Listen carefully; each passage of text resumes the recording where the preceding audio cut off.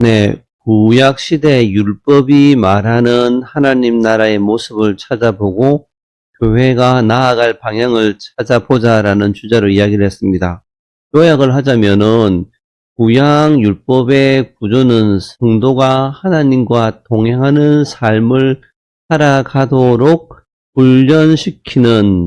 만드는 언약적 세팅, 이렇게 이야기를 했습니다. 구약 율법은 단순한 규칙이 아니라 하나님과 동행하는 삶을 실제로 만들어내는 구조적 장치였다, 그런 이야기였죠. 그래서 공간 구조, 땅, 시간 구조, 안식년, 안식년, 사회 구조, 친족, 예배, 제사 구조, 모든 일상을 하나님 앞에서 살아가는 의식으로 변화시켰다, 그렇게 이야기를 했습니다. 먼저 좀 더 추가해서 상세하게 이야기를 해보면은, 땅의 주인은 하나님이시다. 하나님께서 아무 조건 없이 그 백성에게 가족 수만큼 땅을 나누어 주셨습니다. 주신 기업으로서 땅은 하나님 앞에서 은혜 안에서 사는 공간이라는 의식을 줍니다. 우리에게도 생업, 가업을 주셔서 생계를 이어가게 하시는 분은 하나님이시죠. 문제는 저주 아래 의 종로를 하는 인생에 대한 연민을 잃고, 사랑과 정의와 공평도 잃고, 인생과 안목과 육체의 자랑을 따라 무한정 부의 축적을 인생의 목적으로 살아가는 인생, 그리고 그것을 묵과하는 사회제도, 이게 문제가 되죠. 예수님과 아모스가 고발하는 반언약적인 사회구조, 하나님은 땅의 주인이시기 때문에 아모스 시대처럼 이런 사회가 되도록 세팅하지 않았습니다. 팔복, 예수님이 하신 팔복은 반언약적 사회 가운데 고통하는 언약의 신실한 자들을 격려한다 라고 이렇게 생각해 봤습니다. 가난한 자를 착취하는 구조적 경제 시스템, 의인을 은으로, 가난한 자를 신한켈레로 바꾸어 팔며, 문제는 개인 탐욕이죠. 뿐만 아니라 이런 일이 가능하게 한 반언약적 제도, 그죠? 칼빈은 가난한 자를 무너뜨리는 경제구조는 하나님 앞에서 신성모독이다 라고 이야기를 했습니다. 가난한 자를 무너뜨리는 경제구조. 두 번째, 불공정, 불이한 법과 재판제도. 재판에서 가난한 자를 억울하게 하고 뇌물을 받아 가난한 자를 외면하는 그런 아모스 시대였지요. 예수님 시대도 당연히 그랬을 것 같아요. 경제적 약자가 법적 보호를 받지 못하고 부자 권력층은 뇌물로 판결을 뒤집는 사회였습니다. 호수는 공동체의 법이 깨지면 예배는 무의미하다, 무너진다 라고 해석을 합니다. 하나님을 조롱하는 것이 될 수 있겠죠. 세 번째, 경제 불평등과 지대 추출. 부자는 땅을 독점하고 가난한 자에게 땅을 빌려주고 지대를 강요해서 노동도 집도 자신 것이라고 말할 수 없는 그런 사회를 만들었습니다. 클라인은 땅의 독점은 하나님의 기업 분배 질서를 파괴하는 죄다 라고 평가를 했습니다. 경제적 풍요를 이용한 종교의 타락, 같이 종교가 서로 결합이 됐죠. 상하궁에 누우며 잔치를 즐기며 요셉의 환란을 생각하지 아니한다. 부자들의 사치는 단순한 비난할 고비가 아니라 가난한 자의 희생 위에 세워진 종교적 위선이었습니다. 성전 재산은 화려했지만 사회 정의는 부재, 그냥했죠. 경제 권력과 정치 권력의 결탁.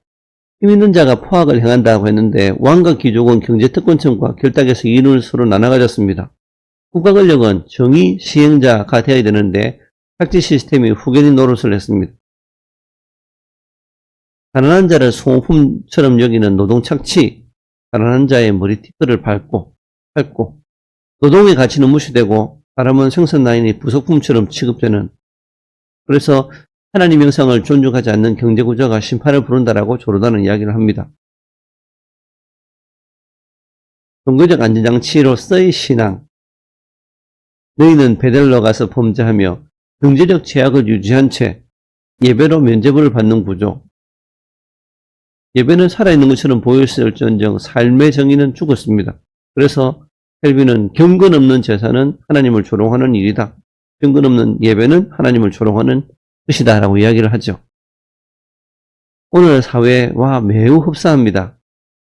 하나님께서 이스라엘을 설계하실 때 하나님의 형상된 인간이 존중받는 사회를 기획을 하셨습니다. 정치, 경제, 종교 모든 분야에서 하나님 백성들이 하나님의 형상으로서 존중받도록 해야 하는데 그것을 깨는 정치, 그것을 허무는 경제, 예배는, 종교는 하나님의 심판을 불러왔습니다. 두 번째, 시간은 하나님의 구속을 기억하도록 설정을 하셨습니다. 봄에, 여름에, 가을에 절기를 두셨는데 봄절기는 6월절입니다. 이집트 노예 생활을 구원하신 것을 기념하는 것이 6월절이죠. 6월 넘어가는 겁니다. 어린 양의 피로 죽음의 재앙이 넘어간 사건을 기억합니다. 무교절, 누룩이 없는 빵, 무교절의 뜻이겠죠. 6월절 직후 7일간 누룩 없는 빵, 무교병을 먹으며 이집트 탈출 시에 급히 나온다고 빵에 누룩을 넣지 못한 고난을 기억하고 죄로부터 분리된 정결한 삶을 다짐합니다. 누룩 없는 죄로부터 분리된 정결한 삶이겠죠. 초실절 처음 열매를 거두어서 하나님께 드리는데 이거는 보리 추수의 시작입니다. 첫 소산, 보리 수확의 첫 소산이 초실절입니다. 여름절기는 77절인데 초실절로부터 49일이 지난 다음 날 50일째 그게 77절이겠죠. 그래서 오순절 이렇게 부른답니다. 그래서 좀 전에 본 것처럼 초실절은 보리 추수가 처음 시행될 때, 그 다음 77절은 밀 수확을 마치고 하나님께 감사드리는 것이 77절이랍니다. 그리고 시내산에서 율법을 받은 것을 기념하는 날, 77절, 출애굽 당시 시내산에서 율법 받은 날을 77절이다. 그죠? 더군다나 신약에서는 오순절에 성령이 오셨습니다. 두 개를 연결해 보게 되면은 시내산에서 율법을 받은 날, 그날 오순절 성령께서 오신 날입니다. 옛 언약의 율법, 새 언약의 성령님, 그렇게 생각하면 좋겠죠. 가을절기, 나팔절, 7번째 달의 시작을 알리는 절기, 나팔을 불어 새해의 시작과 다가올 속죄일을 준비하는 그런 것이죠. 새해의 시작이 나팔절입니다. 대속죄일, 대제사장이 1년에 단 한 번 지성소에 들어가서 이스라엘 백성의 모든 죄를 속죄하는 날, 이날은 금식을 하고 회개하고 정결함을 구하는 날입니다. 초막절, 광야에서 초막, 천막, 장막을 치고 거주했습니다. 40년 동안. 그것을 기억하는 게 바로 초막절입니다. 한 해의 모든 추수를 마친 후 풍성한 수확에 감사하며 즐거워하는 절기, 그것이 초막절입니다. 근데 이 7가지 절기 중에서 특히 6월절, 77절, 초막절은 이스라엘 모든 성인 남자가 예루살렘 성전에 올라가야 될 3대 순례 절기로 불려집니다. 이 절기들은 역사적 기념을 넘어서서 예수 그리스도의 구속 사역과 재림을 예표하는 예언적인 의미가 담겨져 있습니다. 요 7가지 절기 외에도 매 주마다 지키는 안식일이 있었고요. 유대민족이 자체적으로 만들었던 불임절, 수전절 등의 절기가 있었습니다. 이 모든 절기를 1년 내내 돌아가면서 지키다 보게 되면은 하나님의 구원에 대해서, 예수 그리스도의 오심에 대해서, 하나님의 뜻에 대해서 기억을 하는 그런 시간들로 구성이 되어 있죠. 하나님이 만들어 놓으신, 주신 시간 안에 우리가 살아가고 있는데 우리는 너무 바쁘게 살아서 하나님의 구속 경륜을 기억을 하고 그것을 기념하고 보내는, 그것을 중심으로 보내는 시간이 별로 없는 것 같아요. 우리는 6월절도, 무교절도, 7.7절도, 나팔절도, 초막절도 지키지 않고 수전절이나 불임절도, 더군다나 안식일도 지키지 않고 다만 하나 예수 그리스도께서 부활하신 그날 주일을 지킵니다. 주일 속에 예수님께서 나심, 예수님께서 죽으심과 부활 성천하심, 그리고 다시 오심, 그리고 하나님 나라의 통치, 이 모든 것이 주일 속에 다 들어가 있거든요. 그래서 우리는 여러 절기를 지키지 않는데 대한민국 교회가 몇 가지 절기를 만들어서 지키자고 하긴 하지만 성경에서는 그 모든 것이 다 주일 안에 다 완성되어서 녹아 들어가 있기 때문에 주일의 의미만 제대로 알고 살아간다면은 매일매일을 하나님 나라 안에서 살아간다는 것을 확신하고 살아간다면은 큰 절기는 그게 의미가 없을 것 같아요. 세 번째, 사회구조인데 하나님이 백성들로 하여금 하나님 나라 안에서 살아간다는 의식을 갖추기 위해서 여러 사회구조를 두셨습니다. 특히 세 가지 친족 의무를 살펴볼 겁니다. 첫 번째, 고엘, 이런 것을 회복시켜주는 친족 구원자.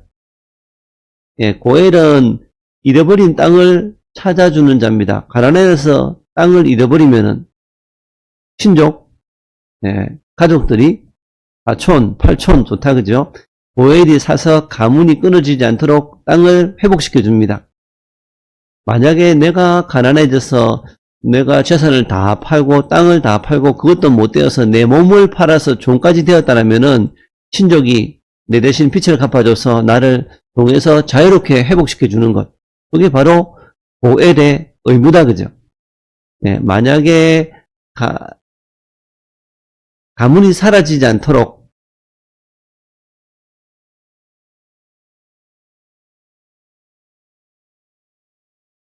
가문 이름과 기업을 지켜주는 보호자가 고엘이랍니다. 돈을 많이 벌고 출세해서 성공하는 것이 인생의 목표가 아니라 언약 가족과 하나님이 주신 믿음의 자산을 지키는 것이 가장 큰 소명으로 생각하는 것이 맞겠죠. 두 번째, 레비라트 결혼인데 신명기 25장 6절을 보게 되면은 그의 이름을 이스라엘 중에서 끊어지지 않게 하려 함이라 라고 되어 있습니다. 고대 사회에서 이름이라는 것은 단순한 존재 표시가 아니라 계보, 기업, 하나님 주신 땅이죠. 가문의 신앙, 하나님의 약속을 모두 포함하고 있는 것이 이름 속에 내재되어 있습니다. 남편이 자식 없이 죽으면은 남동생이 형수를 아내를 맞아 형의 후손을 낳아서 형의 이름을 이어주는 것, 그것이 바로 레비라트 결혼인데 이것은 단순한 가족 유지가 아니라 하나님이 주신 땅과 가문의 이름이 끊어지지 않도록 하려는 언약적 책임이죠. 하나님께서 이걸 바라신단 말입니다.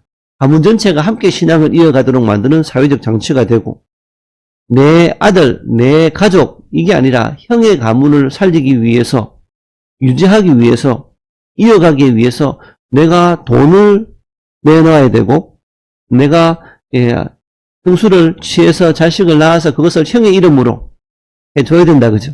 필요하다면은 내 재산도 떼어서 형의 모든 것을 회복도 시켜줘야 되고 오늘날 가치를 봤을 때는 비합리적이지만 하나님 나라 가치 봤을 때는 지극히 영광스러운 소명입니다. 인생의 목표가 뭐냐라고 물었을 때 하나님께서 주신 것을 온전히 유지하고 지키는 것, 발전시키는 것, 그것이 소명이죠.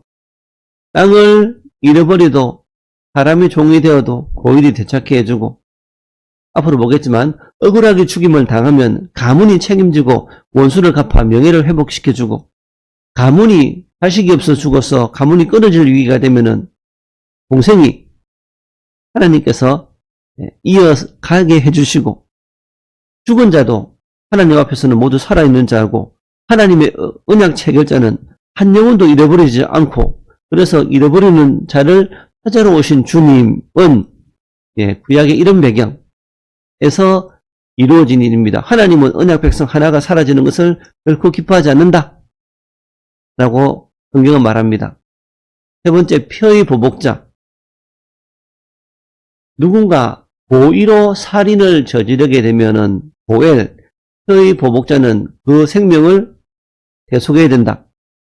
이것은 개인 복수가 아니라 생명이 하나님께 속했다는 진리를 지키고 되고 악과 폭력이 공동체를 붕괴시키지 않도록 하는 법적 의무가 되고 하나님 형상의 존엄을 무너뜨릴 수 없다. 고의로 사람을 죽였는데 그것을 놔둘 수는 없지 않습니까? 돈, 능력, 지위보다 정의와 하나님 형상 보호가 우선이다. 이렇게 생각하면 될 것 같아요. 내 친척이 억울하게 죽임을 당했는데 고의로 내 친척을 죽였는데 그 가족이 억울함을 드러내고 잘못된 자에게 적절한 형벌을 가하도록 하는 것이 필요하다 그죠? 오늘날 고의로 사람을 죽이게 되면은 국가가 여러 가지 것을 따져서 징역 몇 년 이렇게 하고 마는데 고의적이라면은 피는 피로 갚게 하는 것이 성경의 가르침 같아요. 구약 사회가 보여주는 삶의 가장 중요한 가치, 돈을 벌어 출세하는 것이 1순위가 아니었습니다. 하나님과 언약을 지키고 자녀에게 신앙과 기업, 땅과 이름을 물려주고 가문과 공동체를 하나님 앞에 보호하고 생명을 거룩하게 여기고 공동체를 세우기 위해 자신의 욕심의 일부를 내려놓는 것, 이것이 최우선 가치였습니다.